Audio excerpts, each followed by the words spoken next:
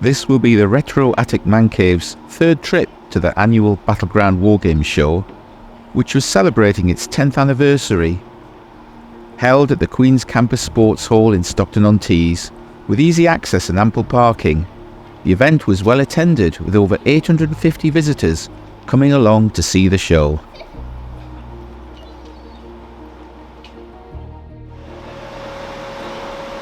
This was a free-to-enter event, with each attendee being given a numbered programme upon entry that would be drawn at 2 o'clock in the afternoon as part of a big prize giveaway. With 20 prizes on offer, there were good odds at winning a prize. Catering was provided by the baker's cabin, parked conveniently outside the main doors, with additional hot drinks available in the reception area. While waiting in reception to grab my programme to gain entry to the event, why not consider subscribing to the channel if you wish to see similar content from the Retro Attic Mancave. Right, let's get into the Battleground Wargames Show to see what's on offer. As I scan around the room, it certainly looks like the biggest show yet, with 30 traders, 12 display games and 13 participation games, and 5 living history groups, along with 2 talks, one at 11 AM presented by Alex Clifford on the international brigades in the Spanish War. Then in the afternoon at 1 o'clock, John Sadler, a well-known military historian, will be talking about the history of the Anglo-Scottish border. Towards the middle of the room you could find the ever so popular tabletop sale area. And did I mention as I walked into the show, there will be a big prize draw giveaway in the afternoon. Hi there, my name's Leon and this is the Battleground Show. This is organised by us at Pendragon, and this is our 10th year that we've been running things. It's kind of grown year on year from then. This year we've got 30 traders, 25 games, we've got living history groups, we've got historical talks, we've got the tabletop sale, we've got a big prize giveaway this afternoon. So every year we're trying to make it bigger and bigger, and I think this year we're on for our record attendance ever. So hopefully everyone's enjoyed their day, and we'll see them all again next year for number 11. The first table I decided to look at was a display game showing the Battle of Hargicourt, presented by the Grimsby Wargames Society. The 10th Battalion, the Lancashire Regiment, was formed in September 1914 and was affectionately known as the Grimsby Chums. Their baptism of fire came on the 1st of July 1916 when they went over the top, suffering appalling losses. The display catches up with the Chums on the 26th of August 1918, when they successfully attacked and captured the sugar factory near Hargicourt, with some soldiers pushing on to Ruby Farm and as far as Ruby Wood. Again, this came with great losses to the regiment. The scene captures the elements of the battle well, and the key areas that the Chums captured. I particularly like the British Mark I heavy tanks that could be seen lumbering across the battlefield in support of the troops.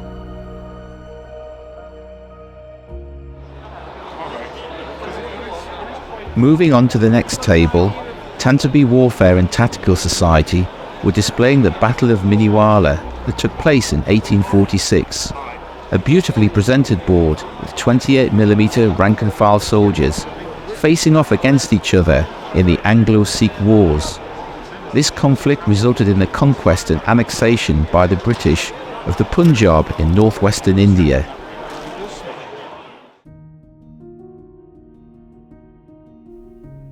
You can almost hear the sound of the British cannons firing across the battlefield as the troops marched forward to the sound of the guns, with their flags waving in the wind. The British would have been hard pushed to beat the Sikhs. Unfortunately, some of their own commanders betrayed them due to fractious infighting with each other.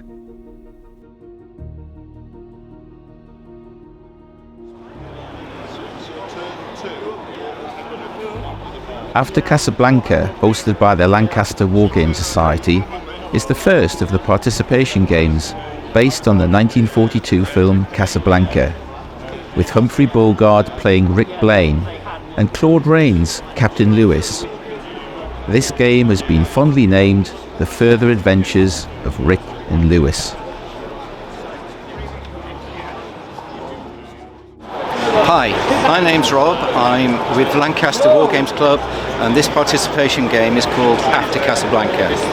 This is actually my 40th year doing participation games in the north of England and the south of Scotland. This game, Rick and Louis are being stranded behind enemy lines and have to be rescued. So the players get to play pairs of characters who try and get him out of the clutches of the Italian Vescalari. Nightclub owner Rick and police chief Lewis have joined the Free French forces as agents.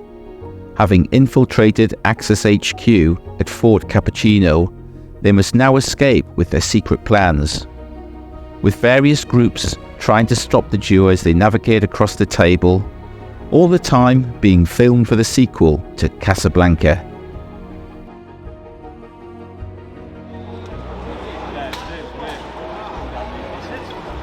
Redcar Ironbeards is another display game, covering the first Schleswig-Holstein War from 1848 to 1849. This military conflict took place in Denmark and northern Germany, with the Prussians and the German Confederation seeking to overthrow the Danish crown, just one of many revolts spreading across Europe at the time.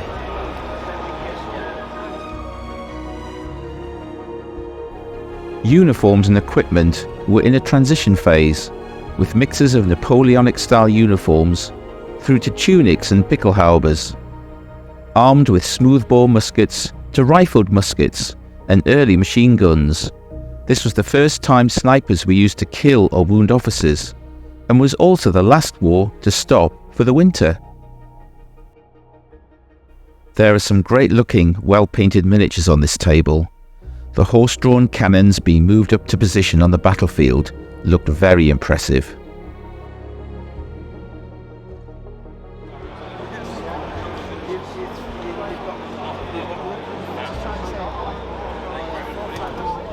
Tink and Mr. B were hosting a participation game covering the War of the Three Kingdoms. Known as the Williamite Wars in Ireland, this conflict took place in 1690 and is available to play with 10mm figures using the Under the Lily Banners rules.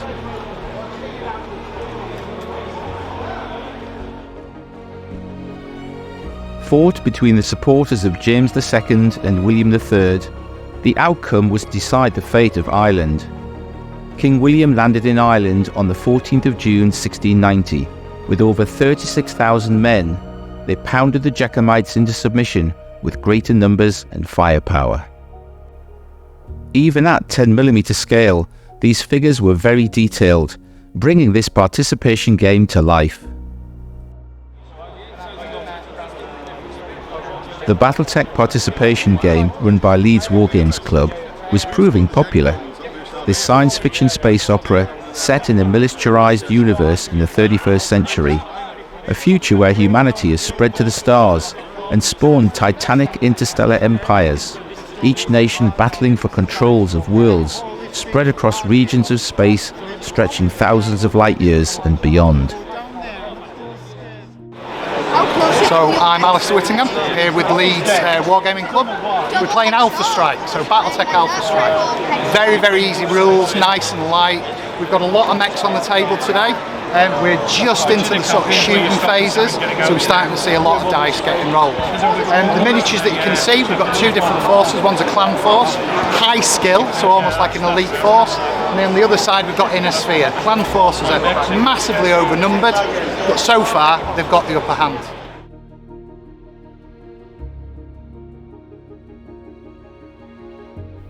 Battletech uses a hex system, so no more using tape measures for movement or ranges for firing.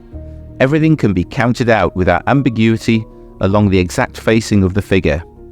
The majority of the guns on each battle mech have a limited firing arc, which adds further complexity and interest to the game.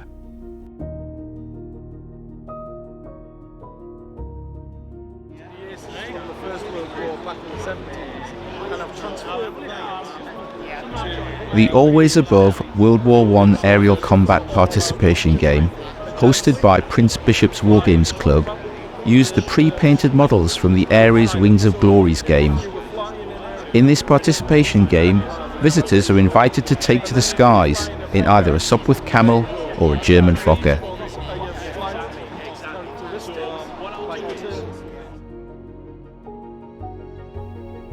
To add interest to the skies above the battlefield, there were clouds and a custom-built barrage balloon. Also, I could not help noticing the enormous German Zeppelin Staaken bomber, which had been custom painted. This dwarfed all the fighter aircraft and even made the German Gotha look small in comparison.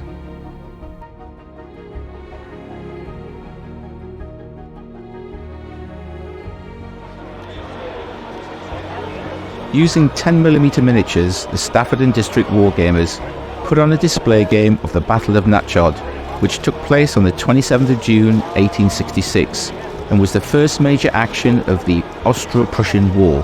The commander of the Northern Army was Ludwig Reiter von Benedict, who ordered the Lieutenant Field Marshal von Ramming and his 6th Corps to Natchod to halt the advance of the Prussian army.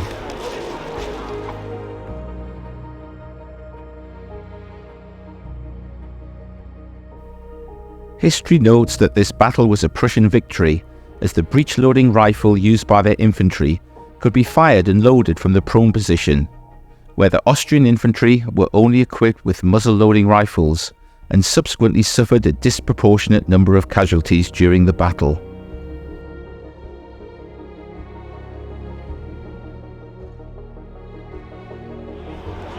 Taking a pause from the wargaming tables, I looked around the tabletop sale area that was adjacent to the doors leading to the organised talks. There were plenty of second-hand bargains to be had. One table even had a great selection of large-scale military model kits that seemed to be new old stock.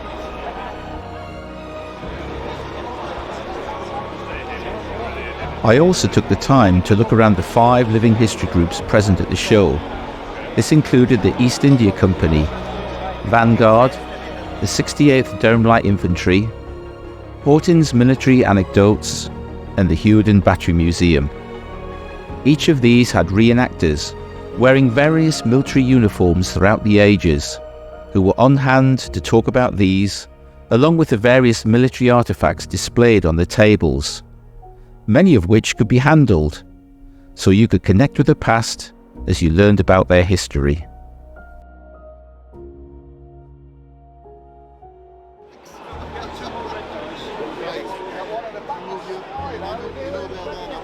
Somewhere in Normandy was a 54mm display game, put on by Kings and Generals. This is an unusually large scale to wargame with, as the majority of games tend to be between 10mm and 28mm. These large models certainly looked impressive and allowed plenty of detail to be added to what would be display model kits.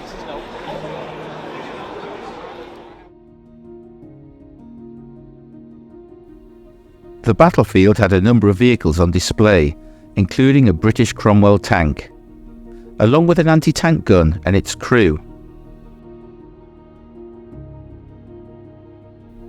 The Germans could also be seen mustering a Hammermag and a self-propelled assault gun in the form of a Sturmgeschütz, or Stug as it was commonly known.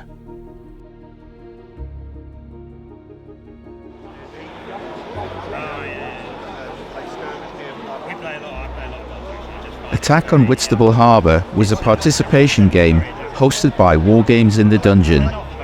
Talking with the organiser, I was intrigued to find out that this was using the bolt action rule set, but using 1 die per man as opposed to a squad, which worked well in this Operation Sealion game.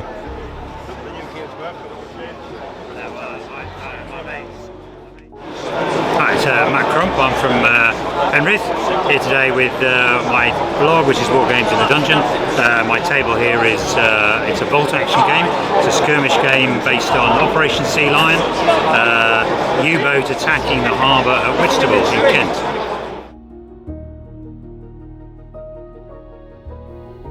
In this scenario, the Germans have landed forces on the south coast of Kent and are looking to drive inland. The Kriegsmarine have been ordered to carry out diversionary attacks all along the coast.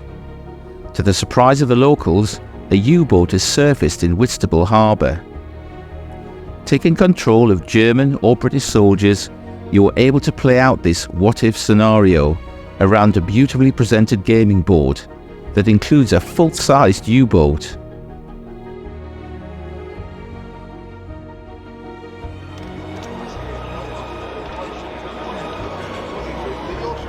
Death on the Nile was another participation game, this one hosted by the Tyneside Wargames Club, in which you take control of sailing ships in a sea battle as the Egyptians fight off the Sea People's raid. Interestingly, all the ships used in this game have been scratch-built using old wooden coffee stirrers and other modelling materials.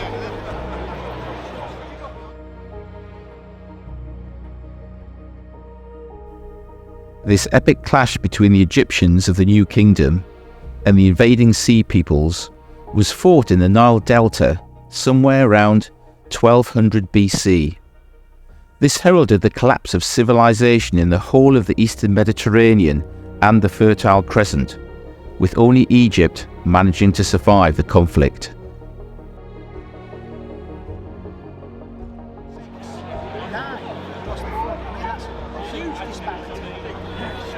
Yorkshire Coast Wargamers had a 15mm DBN Napoleonics display game, set on a very wintry looking board. The DBN or Dibellus Napoleonics rules, produced by Kaiser Publications, have been developed to fight tactically challenging battles and are designed for fighting grand battles at an army level.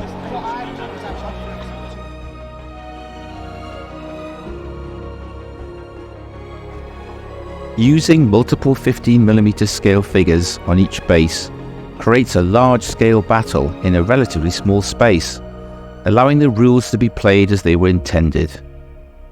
With rank-and-file infantry supported by cavalry and guns, the game enables the players to recreate the nuances of a Napoleonic battle.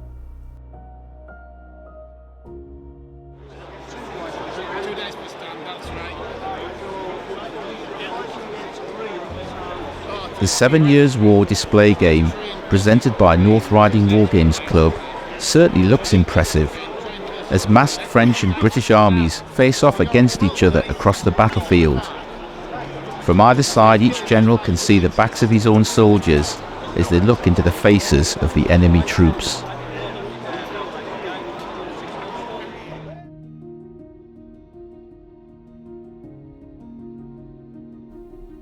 The colours and detail on both sides is impressive, with officers standing with each company and flags showing their colours, helping to identify each regiment. Supported with cavalry and cannon, you can almost hear the drums beating as each army moves forward across the battlefield. Then after a while you realise that this is an army of paper figures, as the illusion is broken when you view the table from the side. This impressive display was created with reasonably priced Peter Dennis paper miniatures, a pair of sharp scissors and some glue. I particularly liked the Ville de Papier-Mâché, where more troops could be seen being made, ready for the battlefield.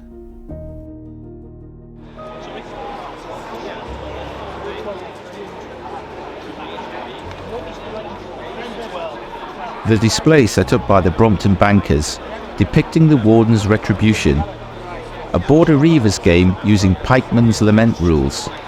The narrative for the game is a Borders warden has decided to punish 2 local Reiver families for stealing his cattle.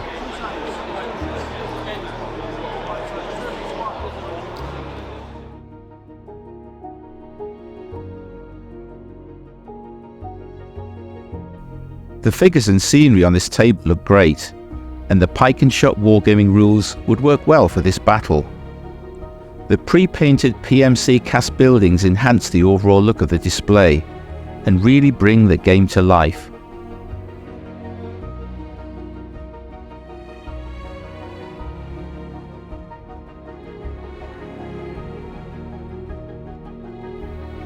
I do hope that no Highland cattle were hurt during the making of this war game.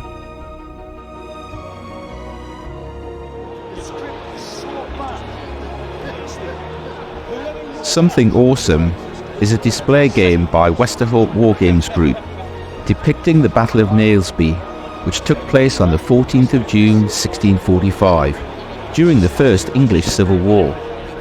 The Royalists were defeated in this battle by the Roundheads, which marked the total defeat of the King's army and set up Parliament to win the war within 6 months.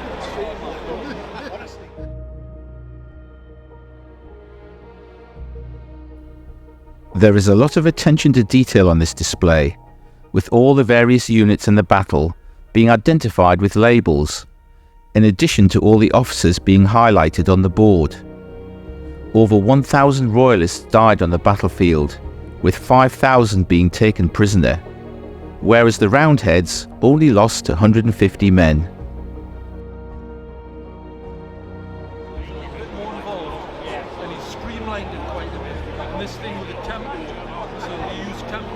Dougie's Wargaming blog had a display showing the skirmish at Longdon that took place during the Falklands War in 1982. This 28mm low-level skirmish game depicted a British assault on an Argentine 50 cal position during the Battle of Mount Longdon.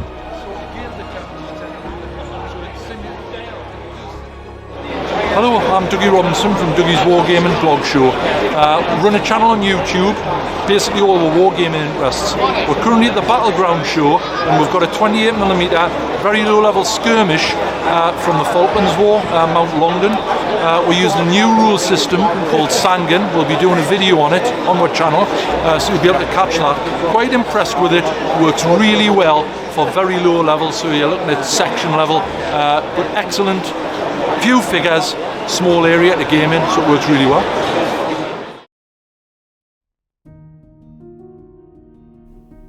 The Argentine 50 cal position has been well modelled, along with the various supporting Argentine soldiers helping defend the position against the British. These 28mm figures certainly look the part, and the rule system being used allows you to control each individual soldier for this skirmish.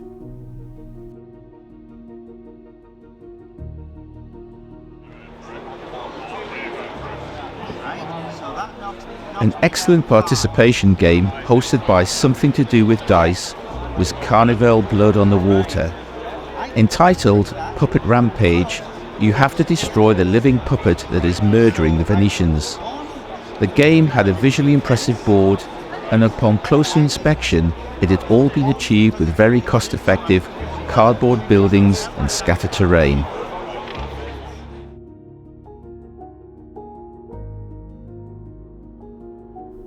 Looking around the board, you could imagine yourself exploring the streets of Venice, with walkways, bridges and canals, along with floating debris in the water. With plenty of blocking terrain on this board, it not only looks great, but enhances the gameplay as you try to outmaneuver your opponents.